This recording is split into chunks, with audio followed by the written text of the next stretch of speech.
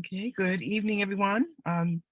My name is Annette Snyder. I am a member of the In the Loop Ministry Group and an elder at Huntington Presbyterian Church here in Baltimore.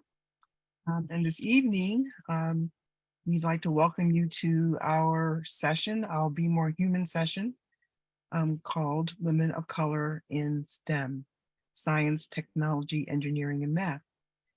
We are doing this session this evening in honor of Women's History Month. For those of you who have joined us before, the In the Loop Ministry Group is one of 12 churches in Baltimore City inside the Beltway, therefore the Loop, Brown Memorial, Cherry Hill Community, Dickey Memorial, First and Franklin, Grace Presbyterian, Kenwood, Hunting Ridge, Knox, Light Street, Loch Earn, Madison Avenue, Trinity, and Trinity Presbyterian churches. The Baltimore Presbytery has 6 ministry groups, and we are one of those 6. And our mission is to bond our congregations to participate in some joint community outreach, to engage in leadership development, congregational building, reconciliation, in an effort to assist our communities. So this particular series, Be More Human, we've been doing for a couple of years now. And as you see here, there's a number of topics. These are all topics that we have addressed at one time or another. Primarily, they are focused on racial justice issues. We have had sessions on reparations, on health disparities, wealth gap, the legacy of slavery. We've had several BIPOC panels, BIPOC being Black, Indigenous, people of color. One of our panels was looking at women in the ministry, BIPOC women in the ministry in particular. So this evening, we will be talking to 4 fabulous young women who are women of color participating in STEM fields. So we hope that you will enjoy and be enlightened by our session today. So just to be on the same accord of what it is we want to talk about today, science, technology, engineering, and math. When someone says that to you, you probably have an image in your mind of what that person looks like.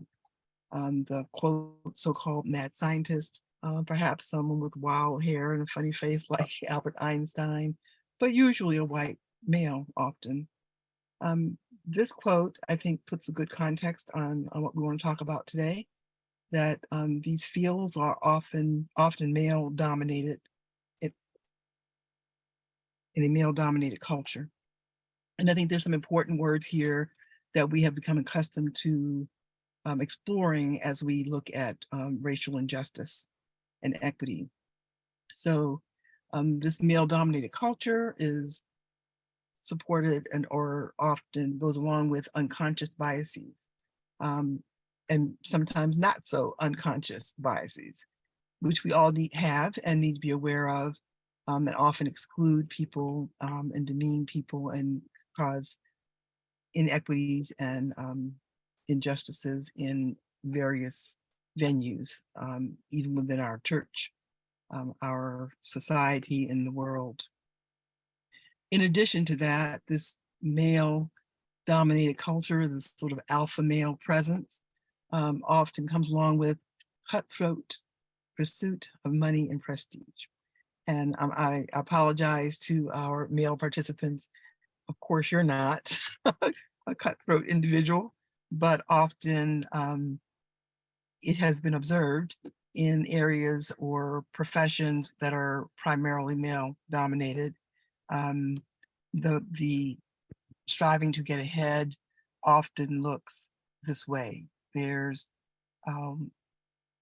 sometimes aggression, hostility, and sort of a selfish pursuit of success and control. And Linda Schiebinger here, PhD from Harvard in history, is quoting this as being the biggest and most stubborn barrier for women in STEM, that they have to, as women, participate in this male-dominated culture. The graphic here just shows the proportion of, yes. And can I stop you? Your PowerPoint is not showing. We don't have screen. No, okay. We just have screen. Has that been the entire time, Kenny? Yes. Yes. Okay, thank you for stopping me.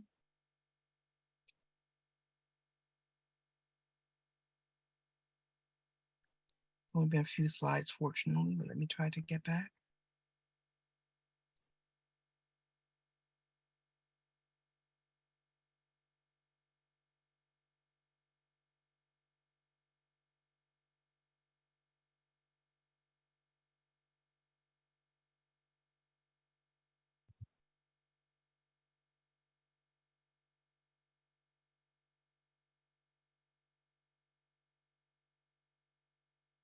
Are you able to see now?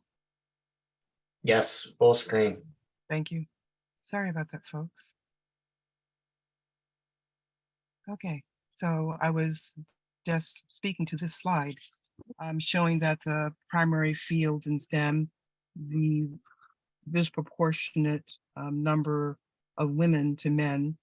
I was surprised to learn, I thought that our population was basically even or nearly even for men and women, but the ratio is actually something like 101.68 males to 100 females. That doesn't sound like it's so different, but with world population, it's like 68 million more men. So, but proportionately still is very much closer than these obviously show. I'm sorry. So physical science and math, only about 2/3 are women compared to men, and computer sciences and engineering and technology, even a little more disparate, with just about 20% being women. When we consider by race, we see even a different story. African-American women compared to African-American men are behind, 42% being women compared to the 58% men. And even the worst difference we see is among Hispanic women. But in each case, women are quite far behind men. So I'd like to watch a video by a woman named Kimberly Crenshaw. She is a Harvard Law graduate, and she created the term intersectionality a long time ago, and I'm really just learning about it more recently. Intersectionality being the layering or extrapolation really of the experience of people who are dually or sometimes even threefold or fourfold impacted by a disadvantaged, I'm trying to find the right words here, status. So for women of color, they're not just women in the field of fields where men are predominant, but they're also Black or Asian or women of color. And that makes a double difference for them, an intersection of two different oppressed or marginalized characteristics. So we're going to listen just for about a few minutes, about 5 minutes, to Ms. Crenshaw explain intersectionality. What intersectionality is a prism. It's a framework. It's a template for seeing and telling different kinds of stories about what happens in our workplaces, what happens in society, and to whom it happens. Now, some part of why we're not done is predicated on what we haven't been able to see, what's not remembered, the stories that are not told. So intersectionality is like a training wheels. It's to get us to where we need to go. It's glasses, high index glasses, to help us see the things we need to see. Now, in all honesty, when I fashioned the term some 30 years ago, I thought of it as remedial education for judges who didn't get to see or didn't seem to understand what was happening to Black women. They didn't seem to understand that Black women can experience race discrimination in a different way than Black men do. Or they didn't understand that Black women could experience gender discrimination in a different way than white women did.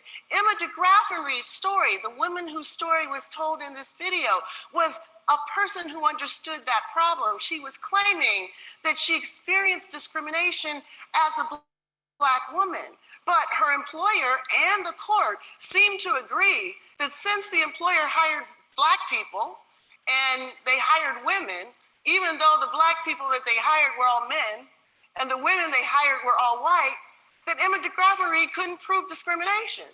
So I was trying to figure out what kind of framework they needed to see in order to keep Black women from falling through the cracks of their very narrow conception of what discrimination was. So intersectionality was just like a flashing neon sign.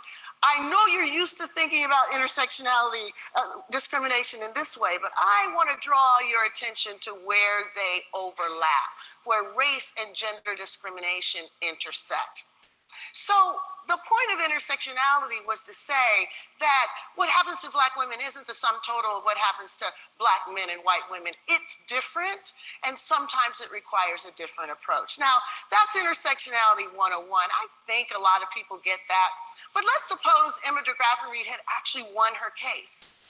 She would then go on to experience intersectionality 201. Now, the data tell us that it's not an accident that as we move up the workforce, as we move all the way up into the C-suite, the representation of women of color doesn't really follow with that. Now, I bet Emma, or the many Emmas who are in this audience, could tell us something about why that happens. I bet Emma could tell us about her diminished access to mentoring, to high-profile assignments, to out-of-work socializing. I bet that Emma could tell us about her underexposure to the opportunities that help people move up through the structure. I bet they could also tell us about their overexposure to things like microaggression, to undermined authority, to attribution bias, to stereotypes. I bet we could fill books about why it is that women of color don't make it in the same numbers they should to the C-suite. It really is not a mystery. And if you think it is, just ask Ella Bell Smith or Kathy Phillips, my former colleague at Columbia Business School. They'll tell you line and verse as to why. The question about intersectionality, though, is not just descriptive, it's prescriptive. Intersectionality can help us be better allies to one another if we're willing to embrace the idea beyond the superficial, if we're willing to work intersectionality. So how can we do that? Well, here are a few ideas. Has your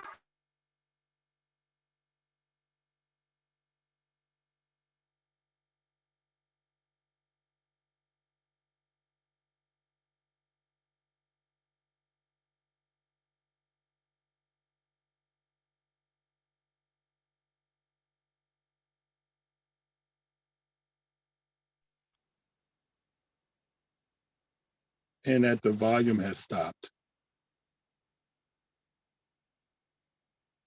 kind of creative thinking and mentoring outside the box that has to be done in order to create workforce culture that works for everybody? And this one is important. Have you revised your own narrative about your own success to see better the social capital that you may have had access to help you navigate around some of those gender-based issues that all women face?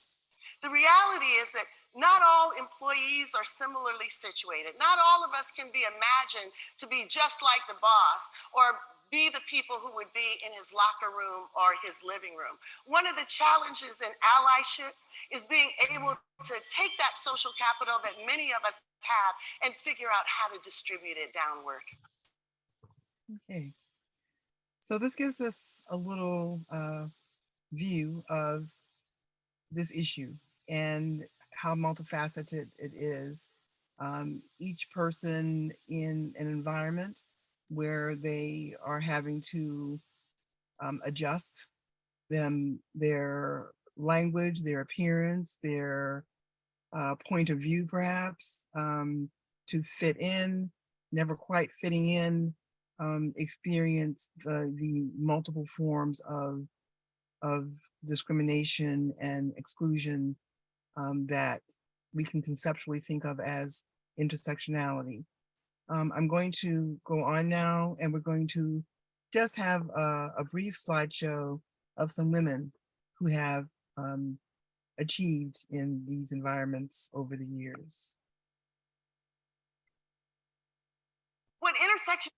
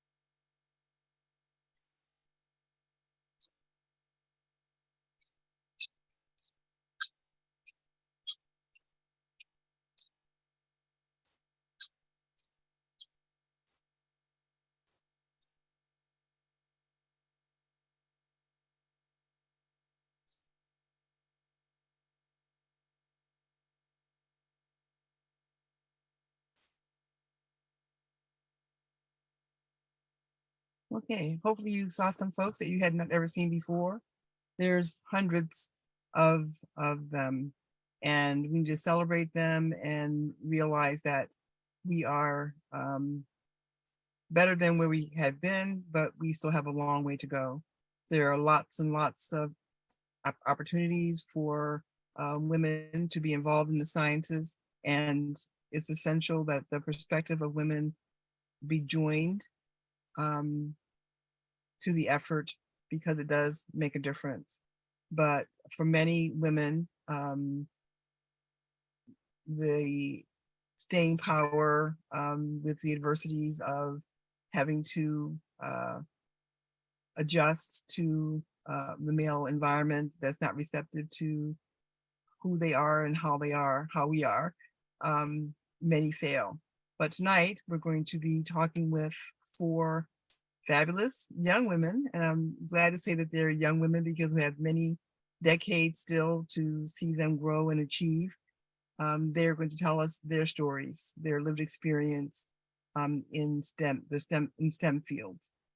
Jamie Wilkins, who's the head of worldwide safety for Pfizer Pharmaceutical Company. Elizabeth Banks, who's an OBGYN physician at the University of Pennsylvania. Christina Dunbar, a senior UX researcher for Google.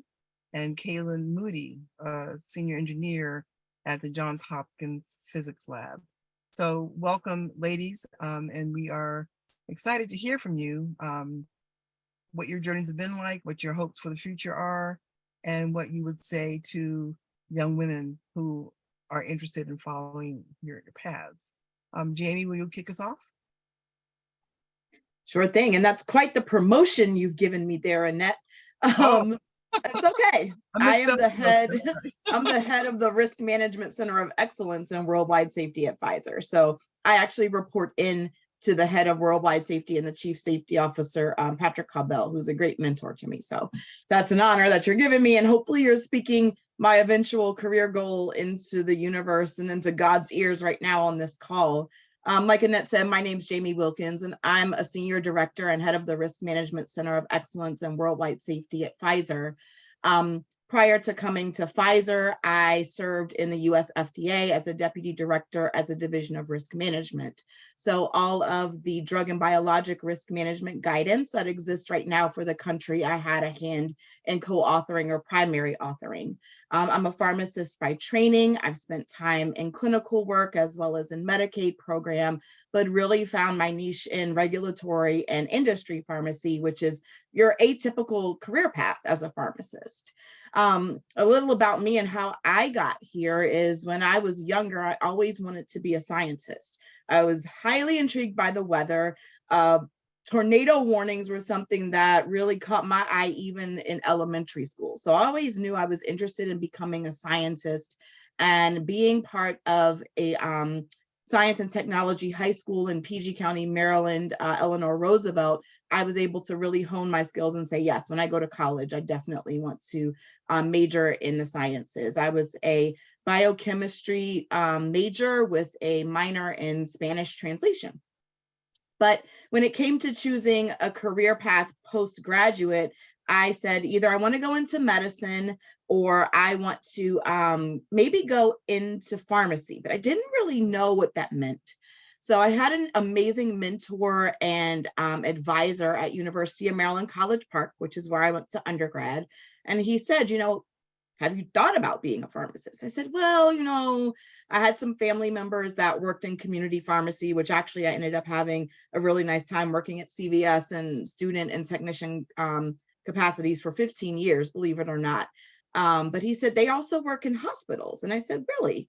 So I spent a week at Children's National Medical Center in Washington, D.C. And I had the privilege to actually trail Nellie Adele, who now works up at Memorial Sloan Kettering. But at that time, she really had a practice there in hematology, which is the oncology or the science and treatment of blood cancers. And so I was able to follow her for a week. And when I left, I said, I want her job. I want to do what she's doing. So she's one of the first female mentors I will mention here in my career journey as one of our questions here today, because she really prompted me to go to pharmacy school and focus on that clinical work, which I think has given me the foundation to do what I do today. After following Nellie, then I went to University of Maryland School of Pharmacy in Baltimore. That's how I ended up at Hunting Ridge. I'm a ruling elder at Hunting Ridge. And during my time there at pharmacy school, that's how I went to the church. Eventually, when I graduated, I did a residency at University of Maryland Medical Center in shock trauma. Towards the end of that, it was another precipice where I said, well, what do I want to do? Do I want to continue to do this clinical work? It was grueling. It was soul draining in many ways. And another mentor of mine at the pharmacy school, she said, take a step back and think about what rotation you had that you liked best. And that rotation actually ended up being my administrative rotation. And she said, there's other mentors that you've had here through minority groups at the school, for example. they work in government, they work in pharmaceutical benefits management. Talk with them. And I ended up having a career at the DC Department of Healthcare Finance, which is their Medicaid program. And it was actually a really wonderful experience. I then transitioned over to the FDA, and I told you a bit about what I did there. And at the end of my time at FDA, which was in 2020, so you can imagine what my life looked like very shortly after leaving, I said I wanted a global role. I really found my niche area in risk management, which is a safety function, and wanted to do that on a global stage instead of just a national stage. And so I went and I looked for a new role and landed at Pfizer. And as you can imagine, in 2020, shortly after that, my life changed permanently, where I was able to serve as the global safety strategy lead for our COVID-19 vaccine development program. And so from there, I really was able to influence and continue to influence global safety strategy, global safety harmonization. And I also have found a niche area that I really love in low and middle income country pharmacovigilance or safety practices. And so that's really what I am focusing quite a bit of my career on at this time, is helping to build that infrastructure there and educate healthcare practitioners in low and middle income countries, first focusing on sub-Saharan Africa through grant programs that we give at Pfizer and through a global committee that I lead. In terms of what's helped me most, I've mentioned multiple people, multiple mentors on my career journey, but they are critical. Mentors and champions that will say your name in rooms where you do not yet sit, but they know you have the skill set and the leadership skills and the drive to sit there eventually. My career goal is to be a chief safety officer at a large pharmaceutical company. So again, Annette, I think, is giving me my promotion on screen, which I love, but that's my eventual career goal. And I have tremendous mentors every day in my role right now that say, okay, you want to be a chief safety officer? Here's what I'm doing today. Shadow me to do this.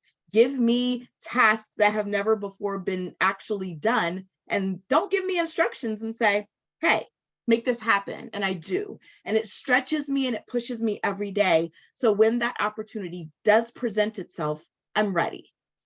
In terms of challenges, I would say that video we just watched on intersectionality really spoke to me in many ways.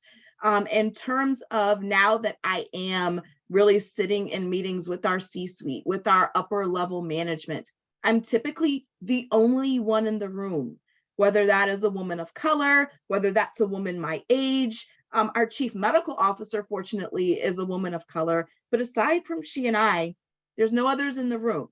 I try not to think about it, but when I have to take a step back for events like these, that's the reality. And so you always have to keep in mind how good you have to be, how articulate you have to be, how you can't make a mistake in anything you're saying, because they're hyper-focused on if you're right, on if you're valid in what you're saying, and are you coming into the room ready for the challenge in front of you.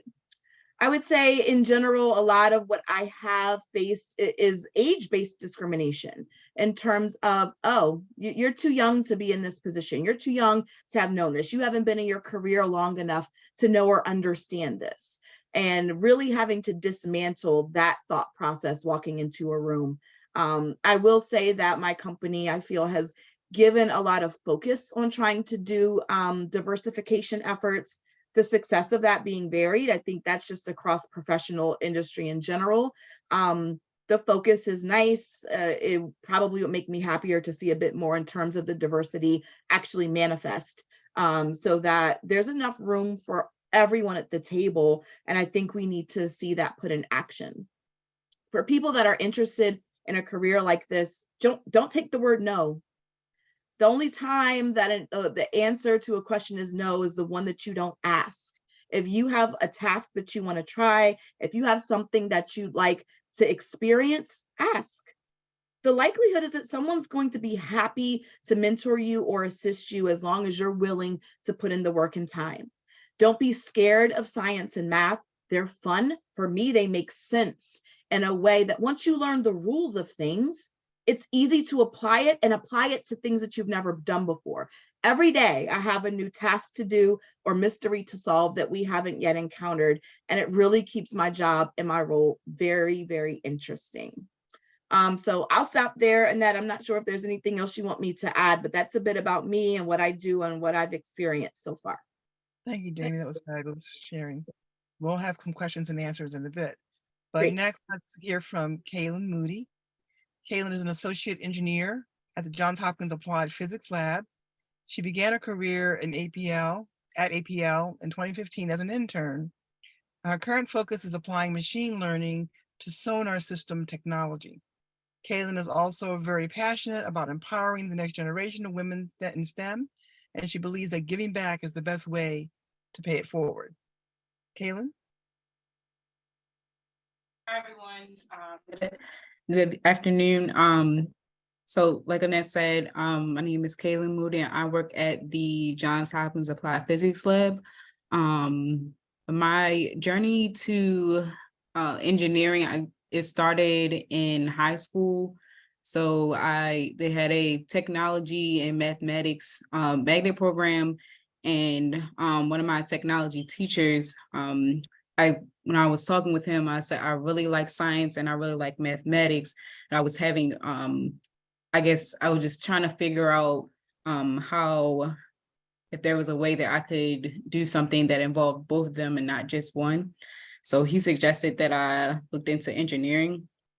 And then from then on, I will always ask him questions, and he continued to give me the proper guidance and where to go from there. So, and then I wound up going to Morgan State University, and my grandparents also went to Morgan, and they really influenced me to go there.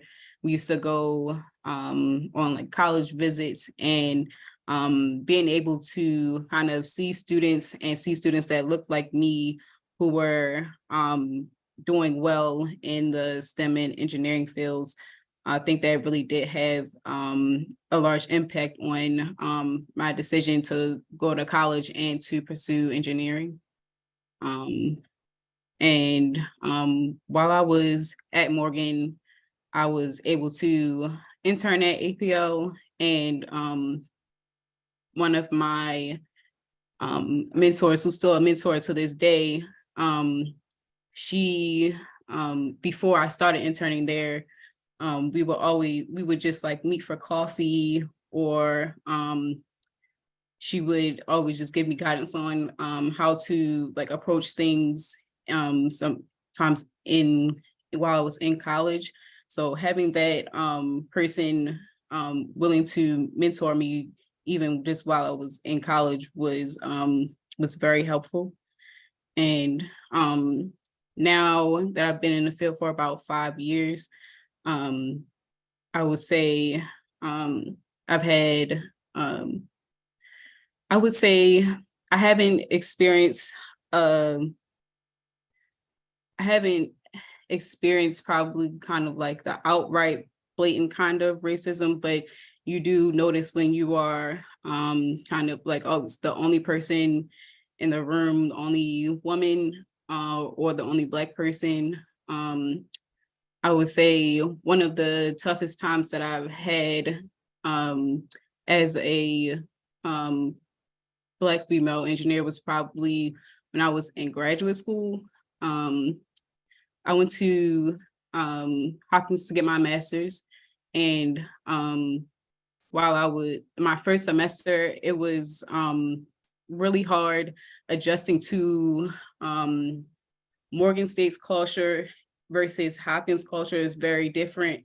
And my first semester, it was probably kind of not the best grades. I did probably the worst that I ever done in school. But after I was able to talk with my advisor there, and so I did really bad in one class, but the other classes I kind of did okay. And he said, you did okay in these classes, so that shows me that you're smart enough to be here, but you just need to probably maybe take this other class over again. And so because of his guidance and he showed me that he really believed in me and he steered me the right way, I was able to kind of stick it out. But that was probably the hardest because I was always the only one when I was in graduate school. Yeah.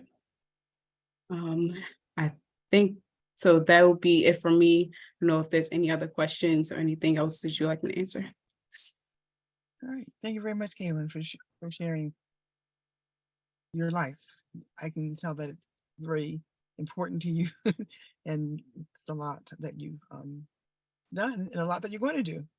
That's great.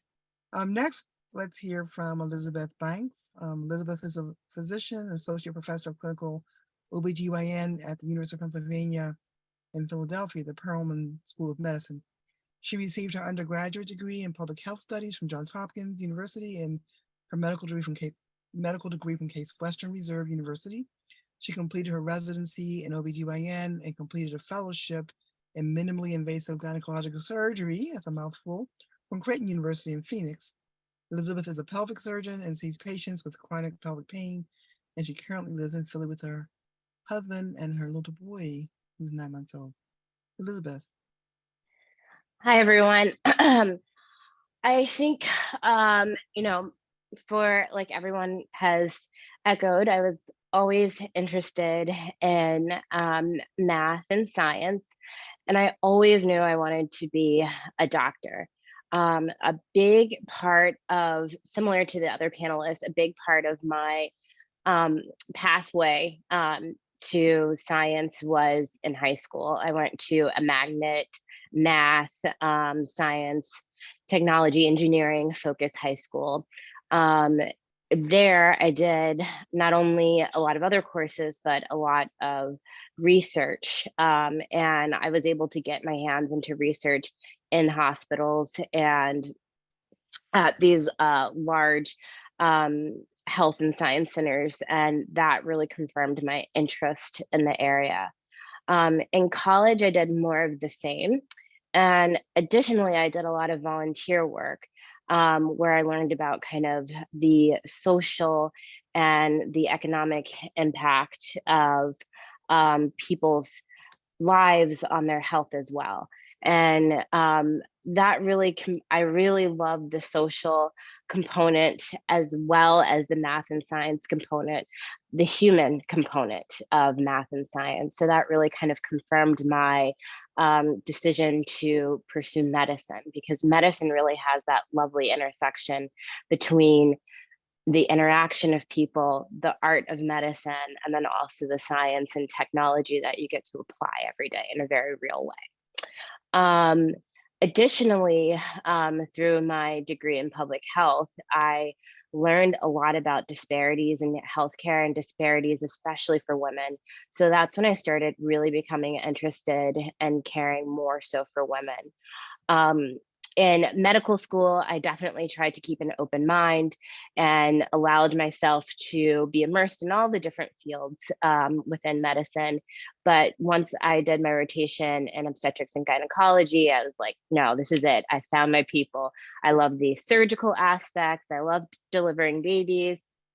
Again, really being able to provide care for women. And there are just so many disparities, and being a woman that is able to help another woman was magical to me. So I pursued my residency in obstetrics and gynecology, and in residency, so within our field of obstetrics and gynecology, there are different subspecialties. So there are different surgical subspecialties and also different kind of more medicine focused subspecialties.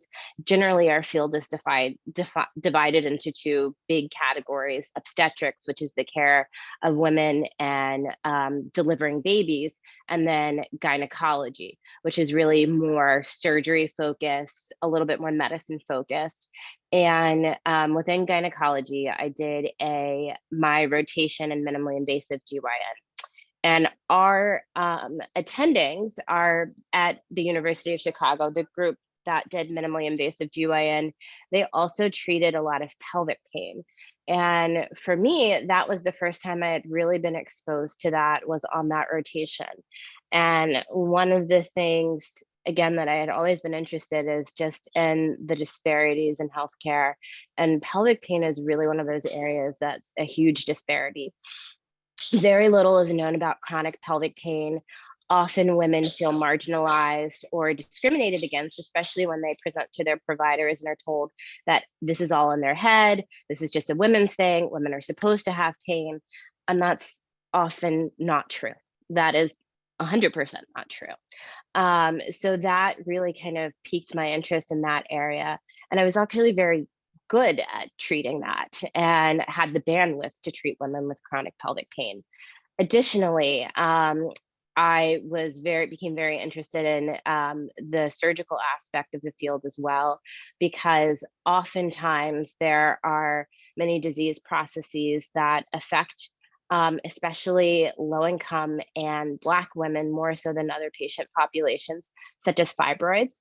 And oftentimes, because of lack of access to a gynecologist, because of lack of access to healthcare in general, and lack of access to someone who is a skilled surgeon, these women often are offered more invasive treatments and have more complications around their surgical treatment. And so that is kind of where I developed my passion and my career trajectory. And I was like, I really want to be the person that gets called when there is a very complex case. I want to be able to offer my patients the most up-to-date and comprehensive care. And I want to be able to treat patients that come to me with chronic pain and feel that they've never been heard before. So I then pursued my fellowship, and I did my fellowship in Phoenix at St. Joe's, Creighton University at St. Joe's. And my mentor there was absolutely amazing. Hands down, the best surgeon I have ever seen.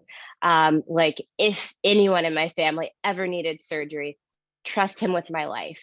Not only was he an amazing surgeon, he was an amazing human. I love the way he interacted with people, the way he talked with people. And he provided patients with so much comfort and so much care. And so I really, really, truly, I think that was probably the best part of my training, was fellowship, was just doing surgery day in and day out and really learning more in depth about pelvic pain.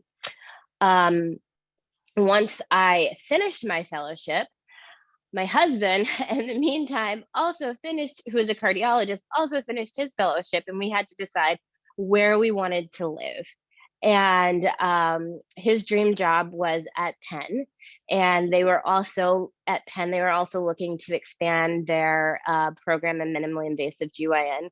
They don't have one, or didn't have one, until I came, and they were very excited to have the both of us, and we were very blessed to find a job in the same healthcare system. When I initially started at Penn, one of the big barriers that I faced was that I was the first. I was the only, one doing this.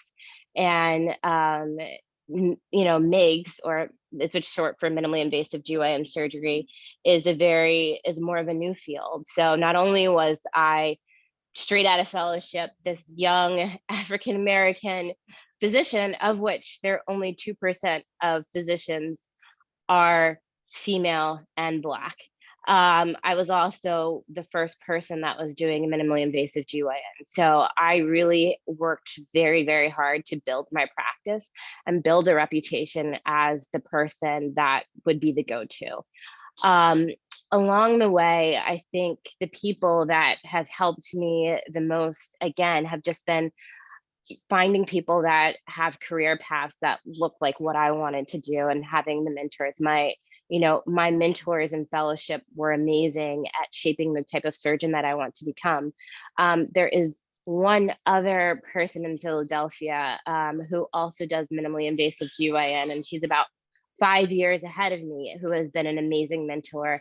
My chair is also a Black woman, and our new general chair for obstetrics and gynecology is a Black woman. And that is just so unheard of to be, to find that. While that's only a handful of us, that has been super helpful in showing me, and they have been helpful in helping to create opportunities for me as well.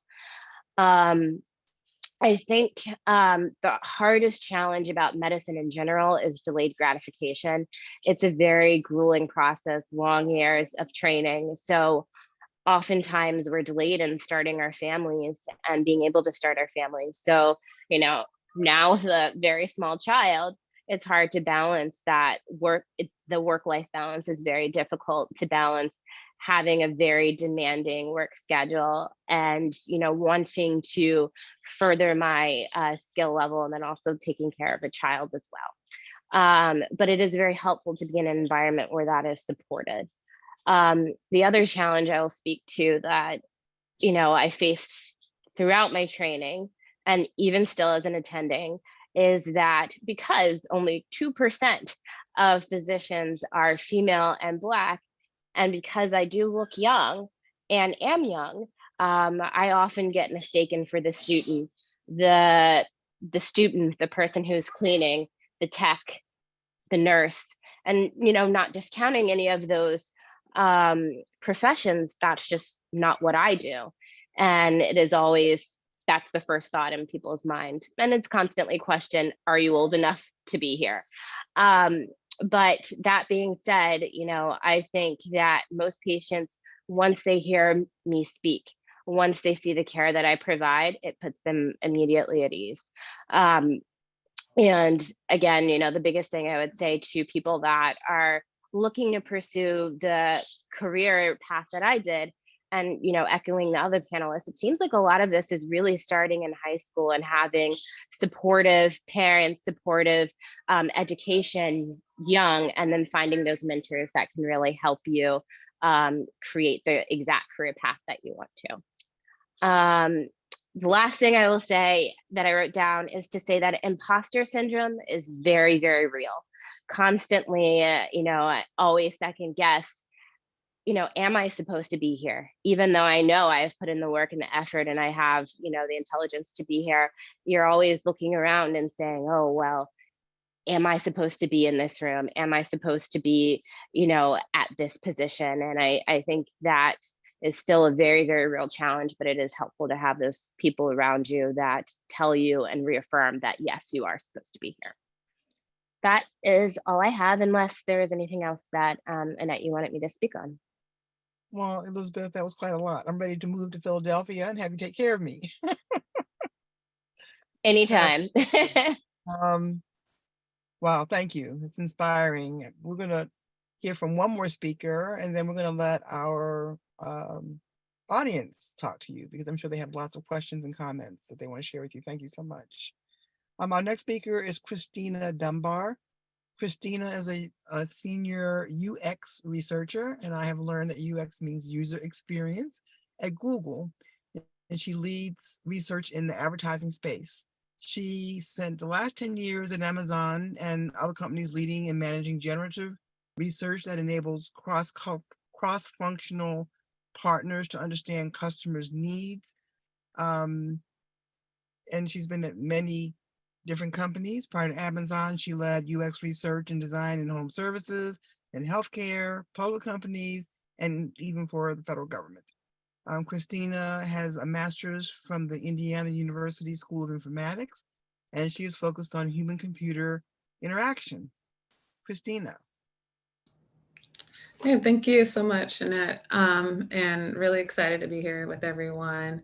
As I'm just listening to, the amazing women from a historical perspective, that we kind of stand on the shoulders of and brought us here, and from Jamie and Kaylin and Elizabeth, like I really echo a lot of those sentiments and experience many of the same things myself in terms of ageism, in the workplace.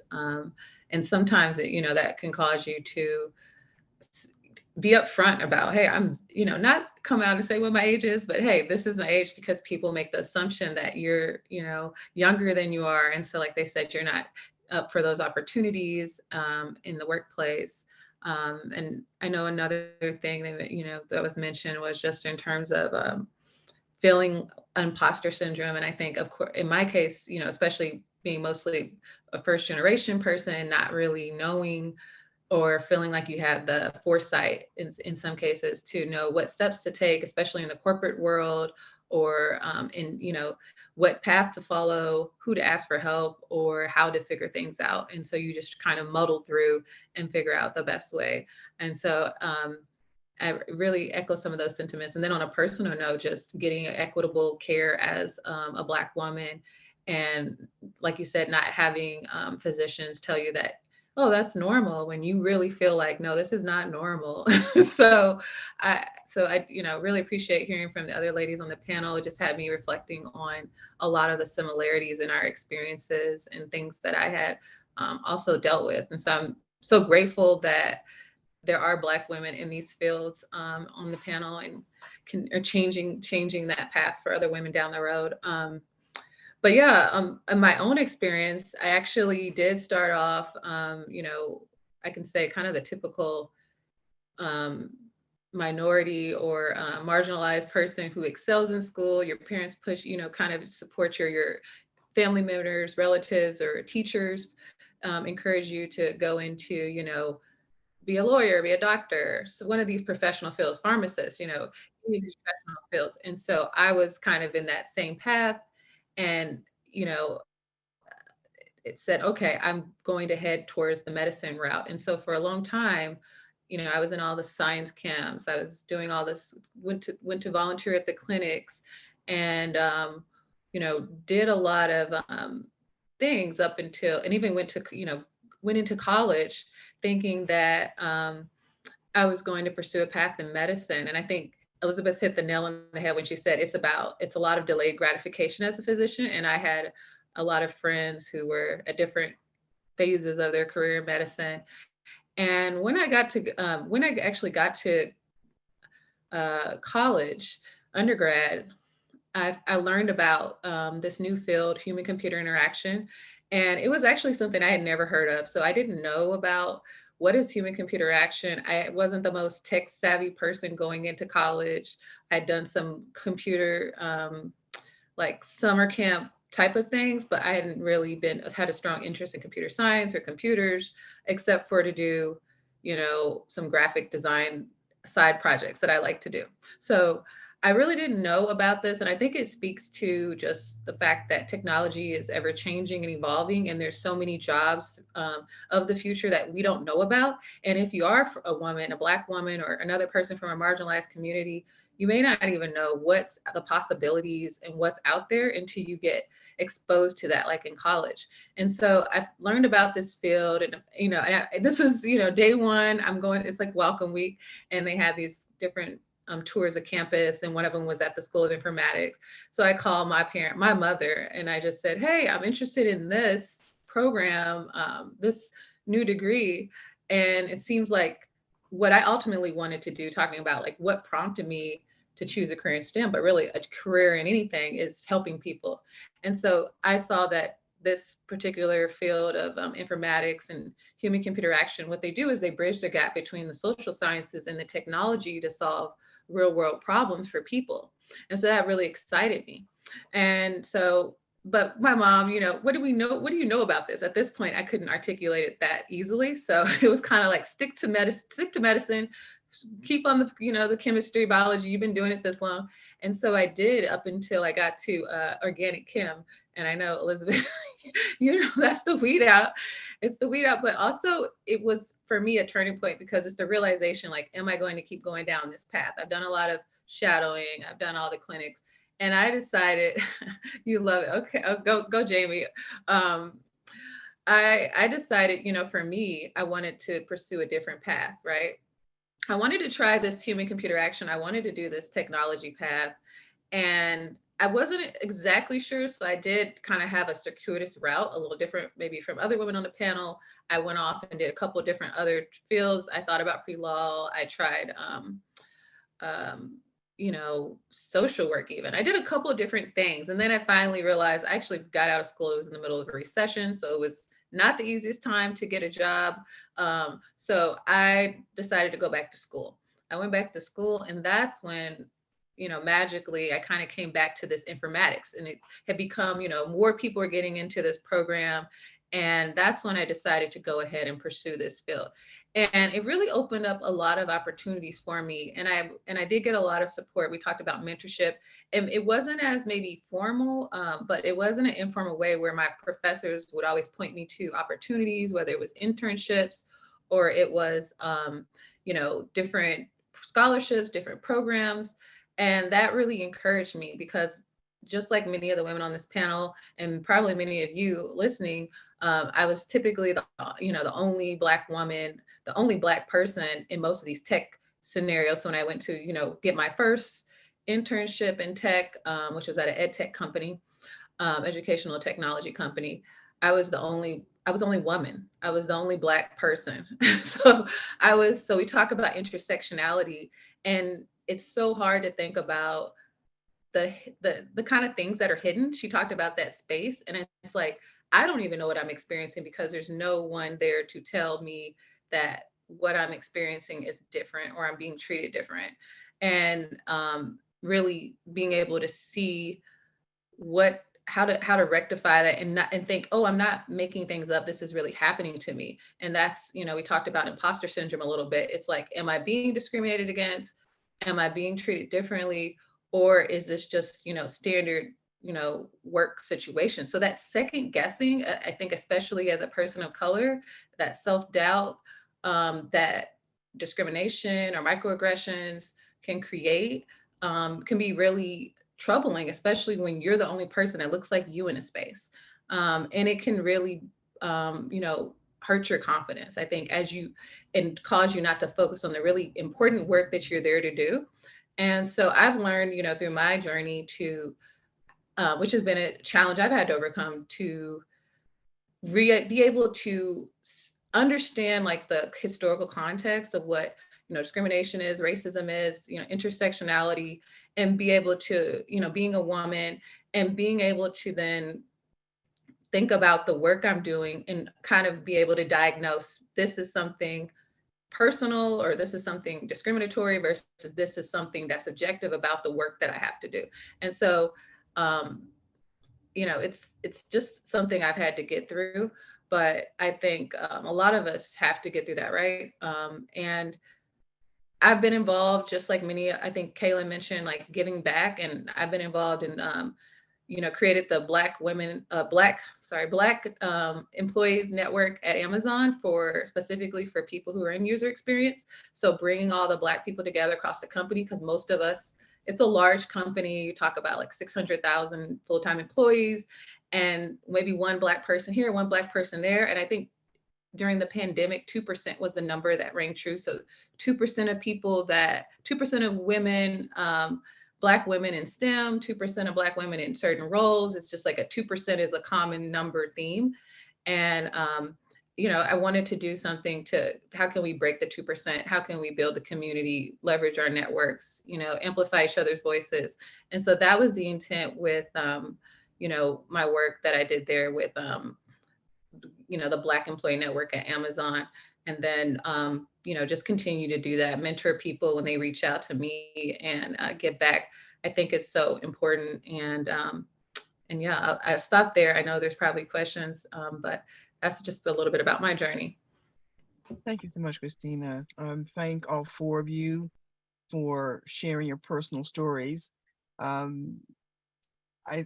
think the kind of things that you've told us about are inspiring and important, and us have shared those experiences in some way along our journeys as well. I'm a nurse, and I remember being in a small Midwestern hospital with one other Black person in the entire hospital, coming from Baltimore, where most of the Black people that I worked with were in food service or housekeeping, very few nurses, RNs at the time. But in this one small Midwestern hospital, I went in to help a woman who had a baby, Elizabeth. And she promptly asked me to please get the nurse because she needed pain medication. And I very confidently said, well, I'm the nurse, I can help you. But those things went on then, and they're going on now. And I'm glad you all guys are there to fight the good fight. It takes a lot of courage. You talked about, being perhaps sometimes fearful, uncertain, and that can turn you around. So it's really great to hear you all making your way. We would like to open it up to questions and answer questions from the audience. You can either raise your hand and we will unmute you, or if you like, you can write a question in the chat for any of our panelists. If our panelists would feel free to unmute yourselves when you would like to speak. Is there anyone who would like to ask a question?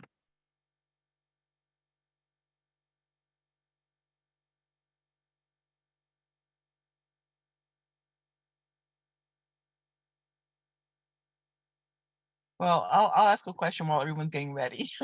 Annette, there's a couple questions. Zinga has a question and Annette Fowler have a question. Okay, well, I'll ask Annette Fowler, please, first. Please. I'm sorry, okay, Annette. Whoop. My bad.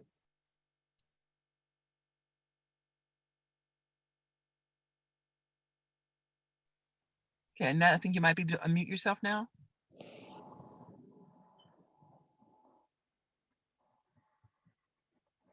Can you hear it now?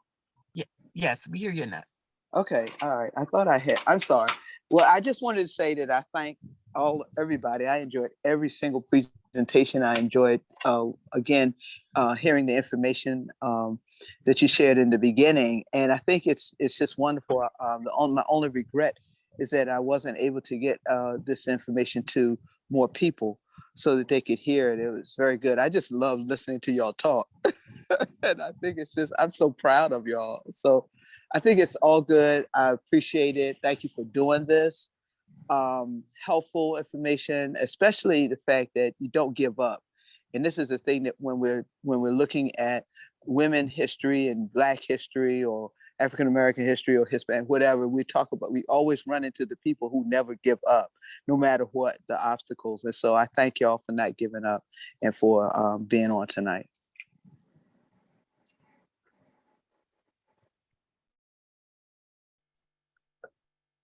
I'm unmuting Zinga. Hi, thank you so much. Yeah, I just want to say, it's not really a question, but this was just so inspiring. I've known Elizabeth since she was a kid, Jamie for years. To hear all four of your stories, I would even call them testimonies. How like Miss Net said, you guys, you knew what you wanted to do, you had mentors, you followed your dream, that you share the same kind of struggles that, the rest of us do, and you're so successful, and you're such I think role models. Just thank you so much for sharing. And I'm not in a STEM field, but I can tell how important it is to have stories and experiences like yours. It's wonderful. And I also want to say that I cannot wait to see the next generation that you guys end up mentoring, because I know it's just gonna, just good into good to become better. And thank you. Not very articulate, but all in all, just thank you so much. And I'm really proud to know you guys. So thanks.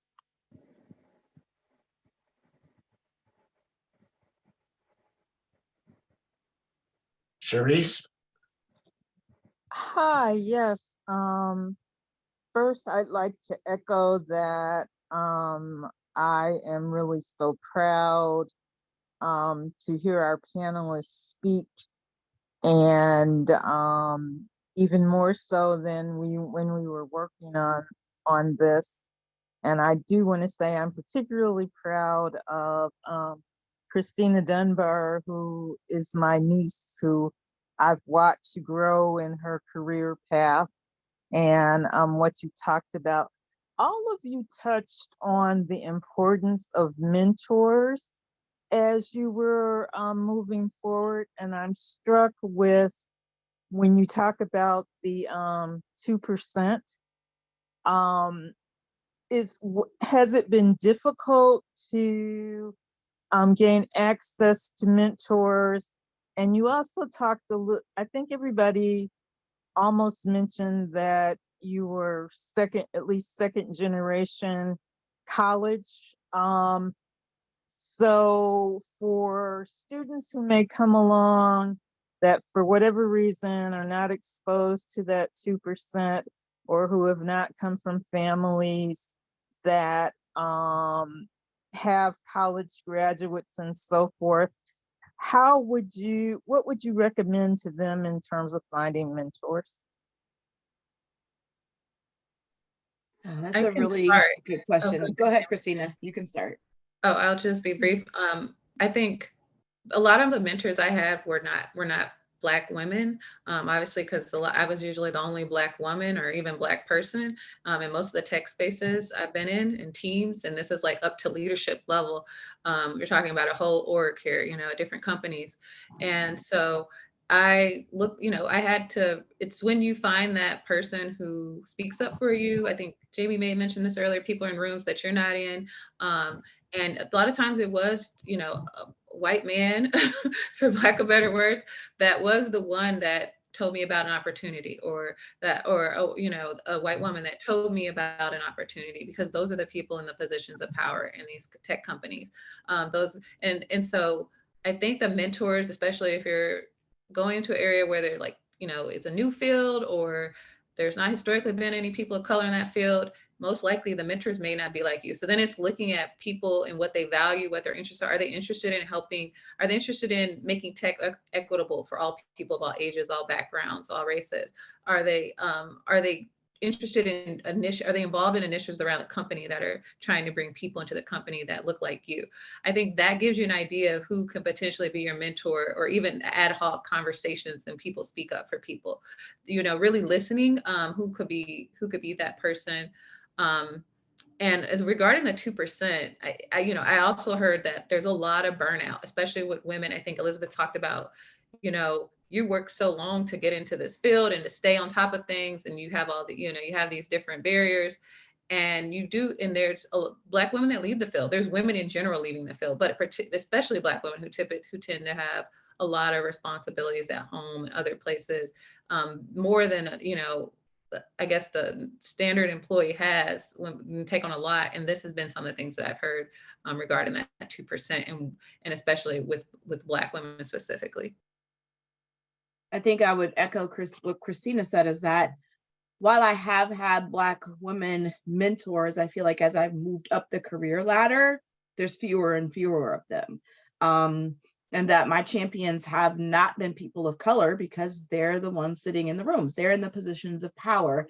And it's aligning yourself to a mentor champion that ethically aligns with your values and sees your talent and supports that. I do think, though, for high school students, what I would say is, if you're a high school student listening and you don't feel like you have any mentors within your school, although I would say to seek those out there, a simple Google search for minority organizations that give scholarships usually are linked to an organization that's willing to have a mentor network for you to help you with college support. And so looking at things from that aspect really can be just a really simple way. If it's even the NAACP chapter of Baltimore, reaching out to them and saying, I'm looking for a mentor to help me with college. If they can't do it there, they will help you. So just looking at scholarship organizations many times shows that they have an educational priority for their actual company. Also, once you get to college, once you get to graduate school, joining the minority organizations. They may not be strong and mighty, but they might exist. We had the Student National Pharmaceutical Association and pharmacy school, which was for minority pharmacists who still have many people that I would count on today if I had more of like a non-technical question, but know they're there for support. And also as a way to give back as a mentor. And also for me, the women of color in pharma who do have some senior vice presidents in that company where if I'm saying, okay, I want to have this career trajectory, many of them push me and they're like, why do you sit in your position for so long? Or at least help me to think about what I need to do in terms of my next career steps, because they've had to navigate it and honestly pave the way, because just a generation ago, it was unheard of for Black women and women of color in general to be at C-suite level in a Fortune company. So thank you to those on this call who have done that for us as well. I completely agree with all of that. I would say that my mentors were not Black until maybe very recently. And I think, you know, especially like in college and in medical school, residency, fellowship, it was really finding people that had careers and had values that were aligned with mine. And that really liked me and would go to bat for me. And then I think in high school too, it was really kind of like those scholarship opportunities. And for me, really getting involved with research and everything that came with research.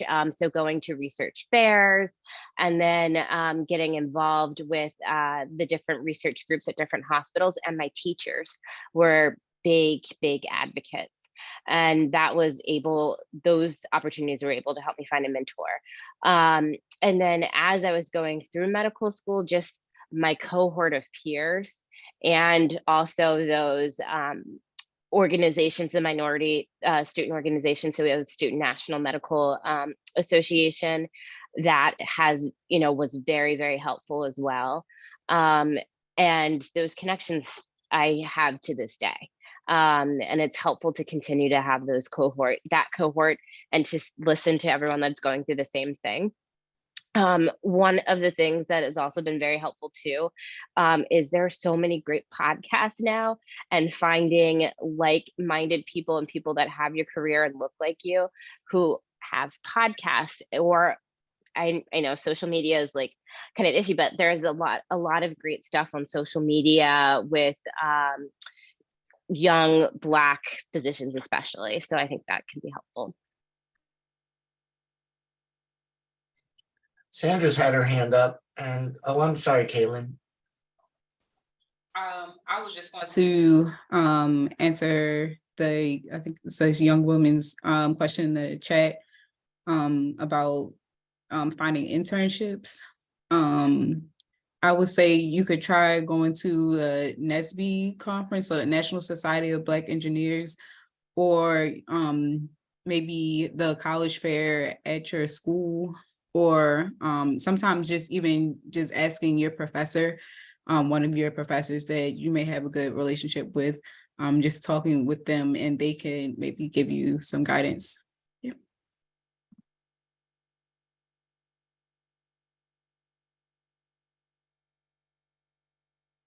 Oh, okay. Oh, great. I am unmuted now. Well, I want to say good evening to everyone. I am Reverend Sandra Moore Stanley. I'm a retired pastor from the AME Church, and I want to thank Reverend Annette Fowler for inviting me onto this discussion this evening. I want all of you ladies to know that indeed it was very informative and impressive. I am very proud of each and every one of you. Don't know you personally, but I am just rejoicing on the inside to see how you have pursued your goals, and the courage that you have shown and shared, and how you continue to press forward. Well, my question is this. I really don't have a question, but I want to speak to the mentoring. And that's one of the things that I picked up in your discussion too, how all of you had someone who was always in your corner, encouraging you, pointing you in the right direction, and just sharing information that'll help you along the way. So I wanted to ask, because I've just became aware of this, I have some longevity here, so I'm just becoming aware of some things. I'm not very tech savvy, but master classes. I understand that these are groups with people who have like interests. And I don't know if master classes are just for college students, or can high school students get involved in master classes? I'm sure you have heard of it, and you probably can enlighten me on it, because I'm just hearing about all of this. I can maybe go because I was in a master class Okay. for different topics, different themes. The master classes I have been were not related to STEM per se, or science, science, technology, engineering, or mathematics.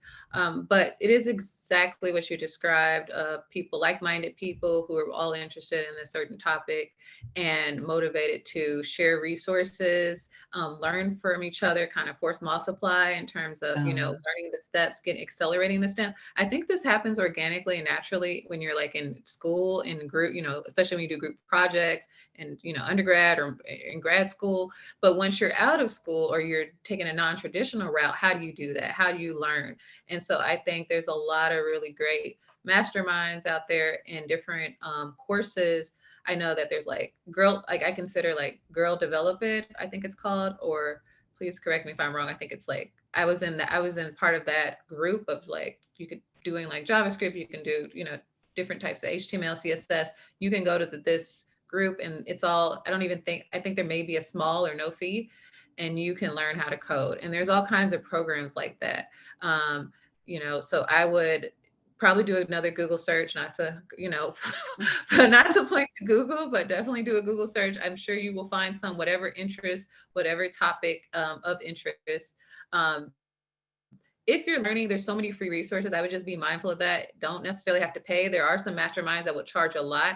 And that's typically because you're going to get to engage with someone who's a really big, maybe an expert in the field or has some type of accumulated knowledge. But there's so many free resources. You don't have to start with those that make you pay.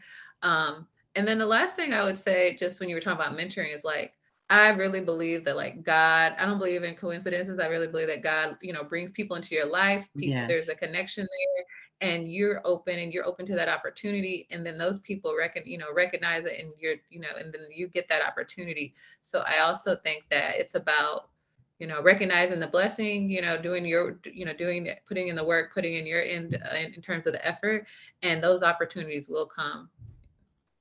All right, thank you.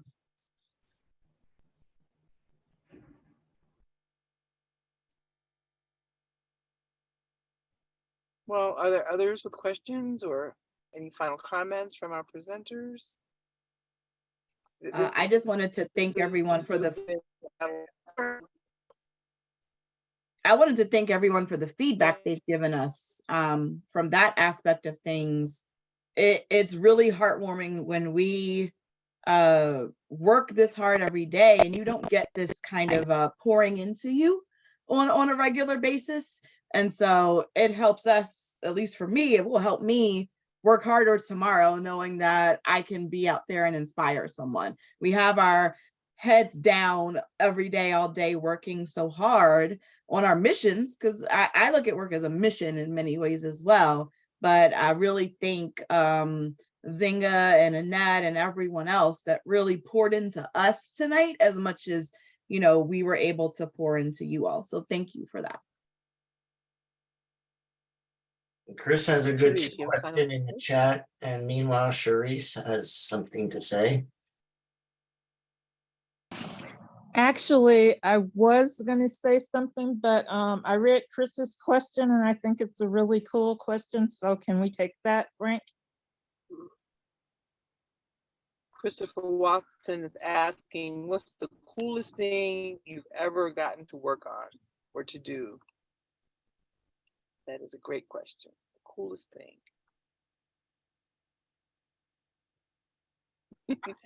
Jamie had a lot of cool things. She's trying to figure out which one. Yeah, I've got a ton of cool things. I'd probably say two big things. The first one, of course, is the COVID vaccine. That probably ran the gamut of emotions. Cool, definitely will be a definition. But the other things is now being able to work with the Bill and Melinda Gates Foundation on helping to strengthen safety reporting in Africa. If you had asked me even 5 years ago, would I ever be doing this with the Gates Foundation? Never in my wildest imagination. But again, my mentor champion saw that as a passion of mine and opened the door, and I just had to step into it. So those are probably the two coolest things for now, I would say. Kaylin, you were unmuted.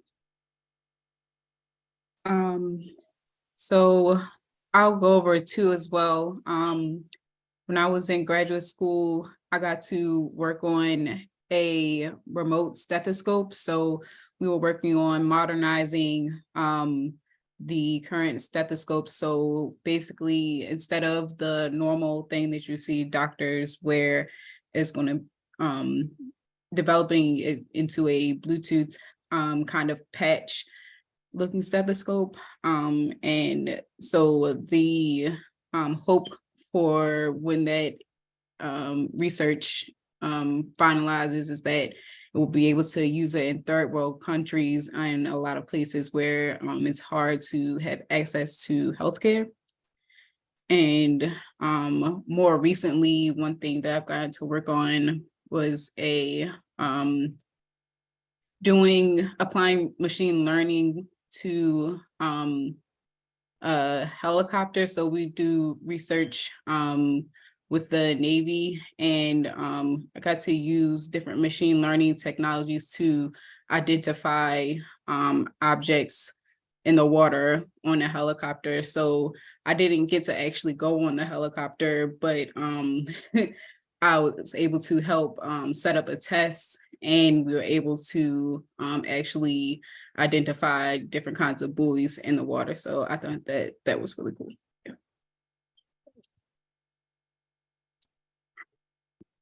Elizabeth or Christina, cool things? Sorry, I am nursing my son, but I would say the two coolest things. I love robotic surgery. I love taking big pathology out of teeny tiny incisions. So I'm just so happy to work on the robot every day. And my second coolest thing is that I'm working on creating an endometriosis center. I love treating endometriosis, and I am very happy to be able to help create a centralized program for treating women in the Philadelphia area. Cool. Yeah. And I'll go, I think for me, like the thing that I've been the coolest thing that I've gotten to work on, it wasn't specifically related to like the specific projects that I was doing like in my work necessarily, except for, I should take that back. When I worked at the Veteran Affairs Hospital, we were working on developing like a usability analytics platform that can basically measure the like error rate in terms of systems when medical information is being input. So we were trying to drive better patient care or safety for veterans. And that was really awesome project to get to work on. And the other thing I would say is just all the work that I've gotten to do around increasing the number, the rate of people of retention and people coming into technology field from that are Black or from youth. I was able to be we had to basically help develop an apprenticeship program and bring in people from non-traditional backgrounds, primarily Black, Indigenous, and Latinx people into Amazon when I worked there. And that was really great. And I got to teach them a curriculum while they were working and being paid, which is a lot of times, when you have no experience, it's hard to find those first internships. So it was a really great experience to get to bring the new people into the field, the next generation into the field. All right, thank you all. And that very cool question. We're going to turn our mic over to our current convener of the In the Loop ministry group for some final words. Kenny? Hello, everyone. First of all, I would like to thank our presenters. To let you guys know a little bit about me, I am the convener of the ITL ministry group in the Presbytery, Baltimore. And what's so great about it is that unlike the other ministry groups, I'm not a pastor. I'm a ruling elder in our Presbyterian church. But for me to be in a place where I could listen to these 4 young women and see where they've been and where they're going makes this all seriously worthwhile. I loved the story. I want to thank each and everyone, Jamie, Kaylin, Elizabeth, and Christina. Jamie, how you got kickstarted by tornado warnings. Did you live in Texas or anywhere, or No, I grew up here. But just that thing's kickstarted. And with Kaylin, how you persevered in school, how you had a rough start at Morgan, grade-wise, but you persevered. You kept going. Look where you are now. Elizabeth, you questioning yourself by being where you are. But guess what? God put you in that place. You were there because that's where you're supposed to be. And Christina was like that bouncer ball, didn't know where she wanted to land at. She started out in medicine. And trust me, I've had that talk with my mom too, when I decided to make a career at UPS instead of being a math major and stuff. I majored in math when I was in college. So each and every one of you guys had that testimony that will really help others. And I'm so glad to have you guys here with us tonight. So thank you. Future events for the ITL, what we're trying to do, we're trying to put in finishing touches for our racial research project. We're like in the 4th quarter. We're starting off in the 4th quarter. So we're trying to put the finishing touches in for that. And we're also trying to plan the ITL summer picnic. Last year we had that picnic in Knoebels, which is in Central PA. And we'll still probably go there another time, but we wanted to do something local this year. So we're still trying to plan that out. If Karen Brown is on the call, I have to talk to her because she has a great spot and I need to get more information about that. And if there's anything else in that I missed as far as our future events, just come on, chime on in. I just want to join everyone to invite everyone to join us in our work. We are there. If you have an area of interest that you want us to explore together, we're ready to do some new things. Be More Human. If you have an area of interest to tell us about, come on and join us. Yes. Hi, and Kenny. Yes. This is Teresa. I just want to mention that we're hoping to be partnering with the Dismantling Racism team in the fall to do a Be More Human series and book study on redlining and what that means for the city. And would also like to thank Annette and the team that worked on putting this together, especially with it being Women's History Month, the women of the team, but also,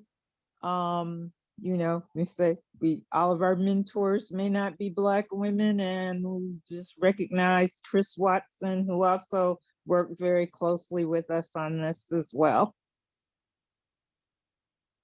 And of course, Frank forever. Thank you, Frank. Yeah. That's right. And everyone in Baltimore who really supports us in what we do. Okay, it's getting close to 8 o'clock. Are there any other questions from anyone else who's on the call tonight before I close in prayer? In the chat, the sessions are recorded for the Presbytery website, and on dispelling racism, see the various sessions we've had over the past years, including this one. And again, just thank everyone. It does our heart good when you all come out. So thanks everyone. Yes, you was breaking up there a little bit, and it was just saying that with this event and other events that we had in the past, just go to baltimorepresbytery.org/dismantling racism, and you can check out all the videos there. Okay, so let us close in prayer. Let us pray. Dear Lord, thank you for this evening. Thank you for the opportunity to let our presenters share their story, where there's someone out there in Zoom world who they will touch their hearts and minds and not only bring them closer to you, Lord, but closer to them finding their talent that they have within themselves in order for them to do the work that your son, Jesus Christ, has taught us to do. With our presenters tonight, Lord, they showed us that they want to help others. And in doing that, you had provided them people in their lives to help guide them that way, guide the way. And give us the strength that when we get that grace and that strength from you and people that you put in our world, that we are able to do that for others, because that's what you want us to do. Through our actions, through our words, and just our presence, we show light in the world, the light of Jesus Christ. That's a sermon that we learned this past Sunday, that we can shine that light out to the world and out to our communities to make it a much better place. Teach us to persevere. Teach us to hang in there when the going gets tough, because you are always there right beside us. And when we don't know, you are carrying us. So, as your sister Christina said, God, you put people in our lives. So let us hear, let us sense that strength that they give us, where we could use it to better not only us, but the world. Thank you, Lord. Thank you for your son, Jesus Christ, who is our Lord and Savior. Thank you for the people on this call. Thank you for all that you do and all that you will do. These things we ask in the name of your son, Jesus Christ. Amen. Amen. Right, everyone. Thank you, thank you, thank you. Thank you for showing up. Thank you, presenters. Thank everyone. Thank my ITL team. You guys make this great. Makes me feel great. So thank you, thank you, thank you. Have a great night.